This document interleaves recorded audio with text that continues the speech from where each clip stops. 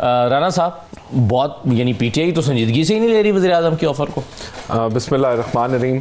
सबसे पहले तो 92 के प्लेटफॉर्म से पूरी कौम को बहुत मुबारकबाद कि आज प्राइवेटाइजेशन के हवाले से एक लैंडमार्क और एक माइलस्टोन अचीव हुआ है जी।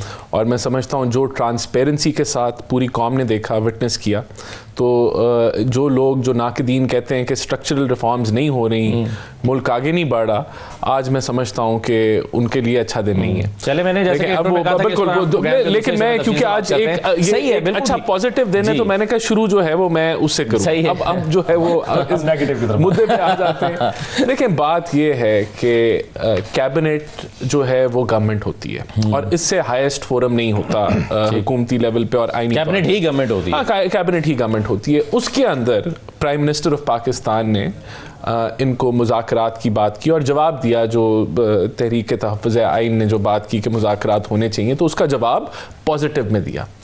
अब अगर आप इसकी डिबेट को ले जाएं कि पहले अंडा आएगा या पहले मुर्गी आएगी और वो उसके ऊपर आप जो है वो एक पलंदा खोल दें और आप कहें जी नहीं जी ये तो पहले हमारी ये 10 चीज़ें हमारे साथ ये हो रहा है, फलाना हो रहा है, इनके पास कुछ है नहीं, इनके पास इख्तियार नहीं है, ये तो हमें डॉज करा रहे हैं, ये आप ये देखें ये ख़त्म नहीं होगी, नेवर एंडिंग बहस है।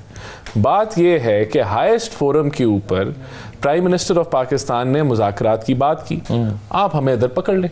आप जितनी बातें कर रहे हैं कि ये पहले कर दें, कोई माहौल बनाएं, आप अपना चार्टर लेके आ जाएं और हमें एक्सपोज करें कि हम दोबारा आपसे फ्रॉड कर रहे हैं। लेकिन आप हमेशा की तरह आप बजाय कि आप एक सियासी रास्ता अपनाएं, आप पुठा रास्ता अपनाते हैं। हमेशा ये इनकी आदत है, आई एम सॉरी टू से, कि इन्होंने कभी कोई सीधा काम नहीं करना। वो कहते हैं कॉन्फिडेंस बिल्डिंग मेजर्स जो हैं वो तो लेना, कॉन्फिडेंस बिल्डिंग, जो असीरान कोट लखपत है उनको रिहा करें। शाह महमूद कुरैशी के केस में क्या रह गया है 3 फैसले आने के बाद, कम से कम उन्हें तो रिहा करें। वो कह रहे हैं कुछ तो शो करें। अच्छा, सारा कुछ पहले ही कर लें और वो जो ये मुज़ाकरात किस पे होंगे? नहीं, इनकी विश लिस्ट पहले ही मान लें और उसके बाद टेबल पे भी ये बैठेंगे। तो देखिए, बात ये है कि ये तो एक इर्रेशनल सी बात है ना।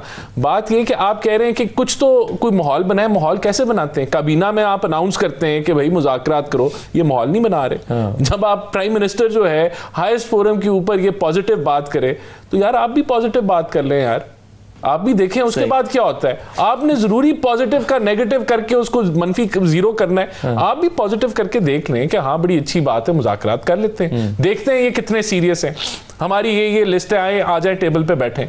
तो यानी कि ये अप्रोच ये क्यों नहीं है, इनको क्यों नहीं ये अप्रोच ले सकते? सही है, मेरी समझ से ये बाहर है। बिल्कुल सही है। तो आपको ये लगता है राना साहब, जो मुझे बातें सुन के ख्याल आ रहा है और पीटीआई के और भी रहनुमाओं की, कि भाई अगर हमने 8 फरवरी के मैंडेट पे मुज़ाकरात नहीं कर रहे हैं और असीरान की रिहाई पे नहीं करने हैं, तो फिर हमने मुज़ाकरात करने ही क्यों हैं? तो आपके ख्याल में क्या मौज़ूआत हैं मुज़ाकरात के, अगर आप मुज़ाकरात के लिए तैयार हैं? मुझे ये बताएं कि हमने कोई बैन किया है कि आप ये सब्जेक्ट के ऊपर हम बात नहीं करेंगे? ऐसा तो किसी ने बैन नहीं लगाया। कोई प्राइम मिनिस्टर ने लिस्ट दी है कि ये टॉपिक नहीं होंगे या ये टॉपिक आप फ्रेश इलेक्शन पर बात करने के लिए तैयार हैं? मैं आपको ओवरऑल मैं बात कर रहा हूँ ना।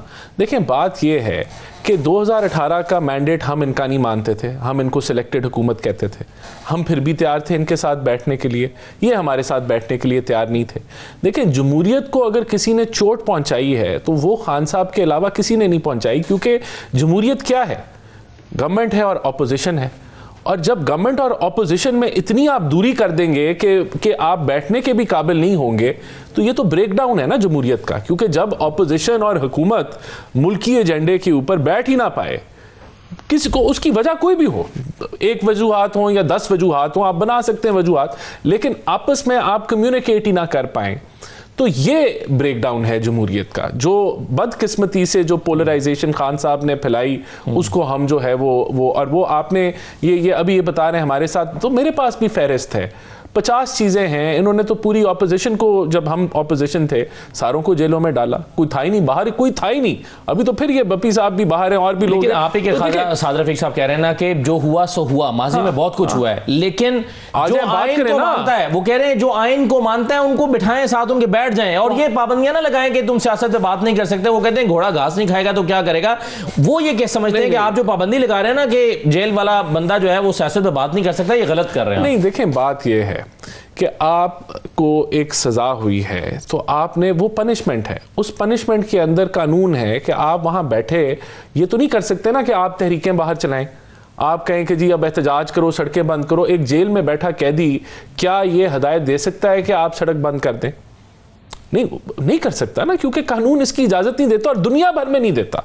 तो ये कोई आप देखें इसको माजी में वैसे पीएमएलए, आप चूंकि बार बार माजी की बात करते हैं, माजी में कभी पीएमएलए ने तो नहीं सड़क बंद की सर? नहीं की है या नहीं बात हमने पीएमएलएन ने तो की होगी लेकिन अगर ये पता चले कि वो पीएमएलएन जो है वो जो जेल में बैठे हमारे लीडर हैं वो हदायत दे रहे हैं कि सड़क बंद करें, तो वो भी कानून तोड़े होंगे ना अगर उस वक्त उन्होंने अगर की होगी।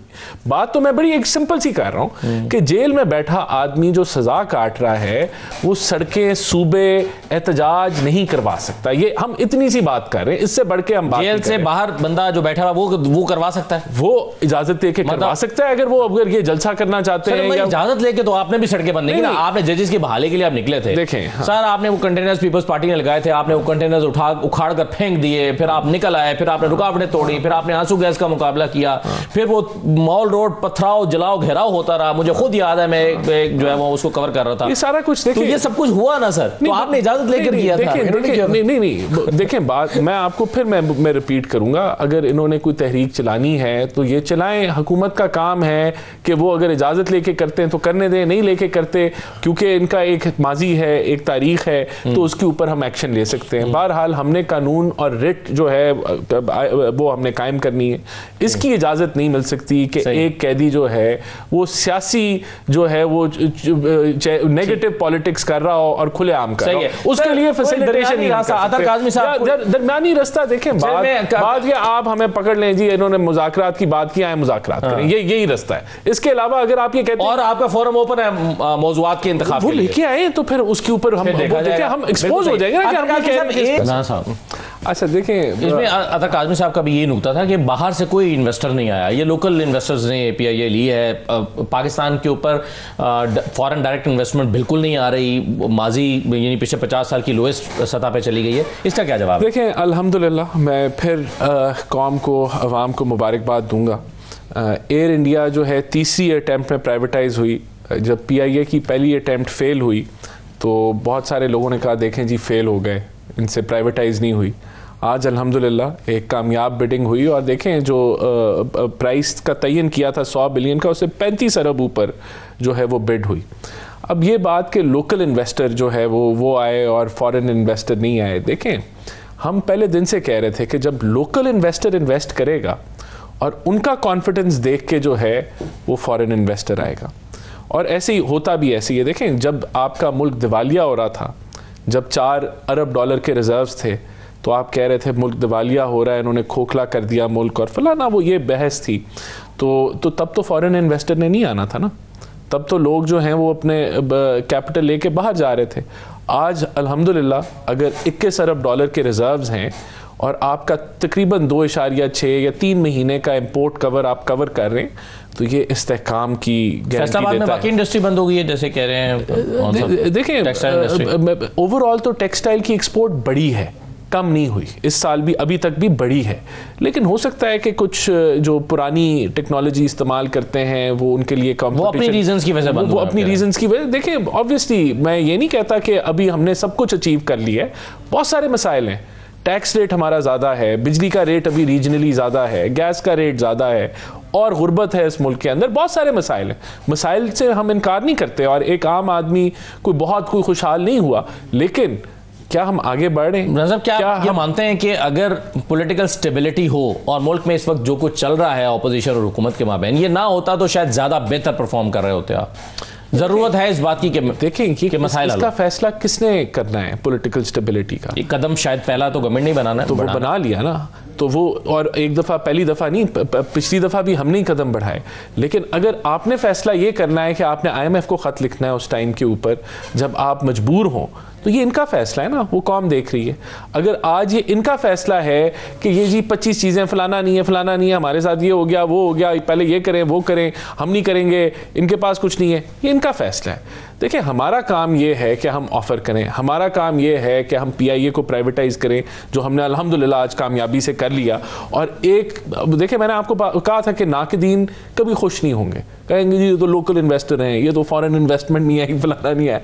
वो आप देखें कीड़े आप निकाल सकते हैं, अच्छी बात है निकालें, हम अगली दफ़ा और उसको बेहतर करेंगे।